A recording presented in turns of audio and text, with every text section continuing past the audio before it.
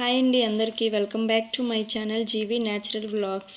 ఈరోజు నాకు తలనొప్పిగా ఉందని చెప్పి మార్నింగ్ అయితే లేట్గా లేచానండి. అమ్మ పిల్లల్ని రెడీ చేసి టిఫిన్ పెట్టి వాళ్ళని ట్యూషన్కి అయితే పంపించింది. వాషింగ్ మిషన్ బట్టలు కూడా వేసేసింది. ఈరోజు మొత్తం ఎలా గడిచింది అండ్ సండే స్పెషల్ ఏంటి అనేది నేను ఈ వ్లాగ్లో మొత్తం చూపిస్తానండి. అమ్మ అయితే నాకు టీ పెట్టి ఇచ్చింది. టీ అయితే తాగేశాను. మా తమ్ముడు కాల్ చేశాడు, అమ్మ చికెన్ తెస్తున్నా అని చెప్పని. దానికోసం అమ్మ ఆనియన్ టమోటా అయితే కట్ చేస్తుంది. మా తమ్ముడు వచ్చి కట్ చేసి చికెన్ క్లీన్ చేసి అయితే ఇచ్చాడు. మా పిల్లలకి చికెన్ ఫ్రై అంటే చాలా ఇష్టం అండి. నేనైతే ఇప్పుడు అదే చేస్తున్నాను. క్లీన్ చేసిన చికెన్లో ఉప్పు పసుపు వేసుకొని ఉడికించాలి. అందులో వాటర్ మొత్తం ఇంకిపోయేలాగా ఉడికించుకోవాలండి. ఇప్పుడైతే స్టవ్ మీద కడాయిలు పెట్టి అందులో ఆయిల్ వేసి చెక్క మొగ్గ వేయాలి. తరువాత ఆనియన్ వేయాలి. ఆనియన్ కొంచెం కలర్ చేంజ్ అయ్యాక కరివేపాకు కూడా వేసుకోవాలండి. బాగా గోల్డ్ కలర్ వచ్చే వరకు ఫ్రై చేయాలి. దాని తర్వాత టమోటా అయితే వేసుకోవాలి. ఉప్పు అయితే కొంచెమే వేసుకోవాలండి, ఎందుకంటే టమోటా త్వరగా ఉడికిపోద్ది అనమాట. తర్వాత అల్లం పేస్ట్ అయితే వేసుకోవాలి 2.5 స్పూను. ఉప్పు అనేది కొంచెమే వేసుకోవాలి, ఎందుకంటే ఆల్రెడీ మనం చికెన్లో వేసి ఉడికించుకొని ఉన్నాము. అల్లం పచ్చి వాసన పోయేదాకా మనం ఫ్రై చేయాలి.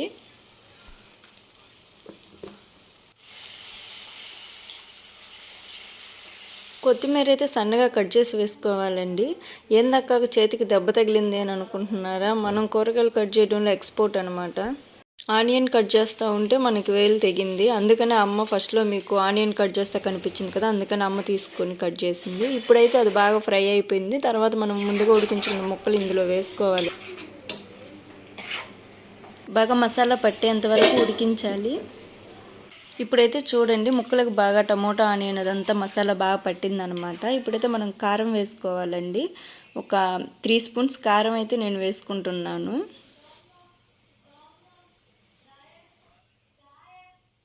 కారం వేసిన తర్వాత ఏంటంటే అడుగు అనేది అంటకుండా 10 మినిట్స్ దాకా ముక్కలను బాగా ఫ్రై చేయాలండి. అప్పుడే పచ్చివాసన అనేది పోద్ది అనమాట. పచ్చిమిర్చి వేసుకుంటున్నాను. ఇప్పుడు పచ్చిమిర్చి వేసుకుంటే మనకి స్మెల్ అండ్ టేస్ట్ కూడా చేంజ్ అవుద్ది, చాలా బాగుంటుంది.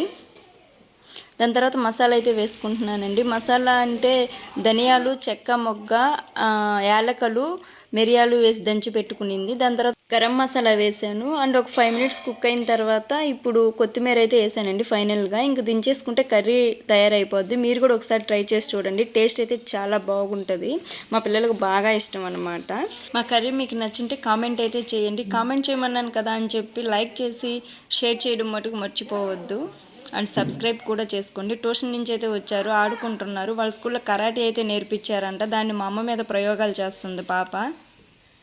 ఇప్పుడైతే మా పెద్ద పాప చూడండి, ఎవరి పనుల్లో వాళ్ళు ఉన్నారని చికెన్ టేస్ట్ చేసేదానికైతే వచ్చింది. చల్లగా ఒక ముక్క తీసుకొని అయితే టేస్ట్ చూస్తుంది. నన్ను చూసేసింది, వీడియో తీయొద్దని చెప్పని అంటుంది. ఈమె అయితే ప్లేట్కి వేసుకొచ్చేసుకుంది. సూపర్గా ఉంది మమ్మీ అని చెప్పని అంటుంది. టైం 12 అయింది. చికెన్ అంటే మటుకు వీళ్ళకి తొందరగా ఆకలి వేసిపోద్ది. ఇంక మామూలు కర్రీస్ అయితే అసలు నచ్చను కూడా నచ్చదనమాట. ఆకలి కూడా లేదని చెప్పి పొస్తైనా పొనుకునేస్తారు. లంచ్ చేసేసి పొనుకునేసామండి. 3కి అయితే నిద్ర లేచేసాము. అమ్మ పిల్లలకి పేలు చూస్తాను రాండి రేపైతే స్కూల్ ఉందని చెప్పని పేలు చూసింది. 4కి వర్షం స్టార్ట్ అయిపోయింది. ఇంకా పాపళ్ళు వేడివేడిగా ఏమన్నా తినాలని ఉంది అంటే దోసపిండి ఉందన్నమాట. దాంతో పులిపొంగరాలు అయితే నేను చేశాను పిల్లలకి. ఈ ప్రాసెస్ అనేది నేను జస్ట్ ఎక్స్ప్లెయిన్ చేయలేదు, అలా చేసుకుంటూ వెళ్ళిపోయాను. ఎందుకంటే అందరికీ తెలిసిందే కాబట్టి ఈ ప్రాసెస్ అనేది. పాపం పిల్లలకైతే ఈవినింగ్ బయటికి తీసుకెళ్తానని ఆశ అయితే పెట్టానండి. వర్షం పడుతుంది కాబట్టి తీసుకెళ్ళలేకపోయాను. టైం అయితే 5 అయిపోయింది. ఇప్పుడు ఈ స్నాక్స్ అనేవి చేసి పెట్టేశాను, తిన్నారు. అవి కూడా నా మీద బాగా అలుగున్నారు వాళ్ళు.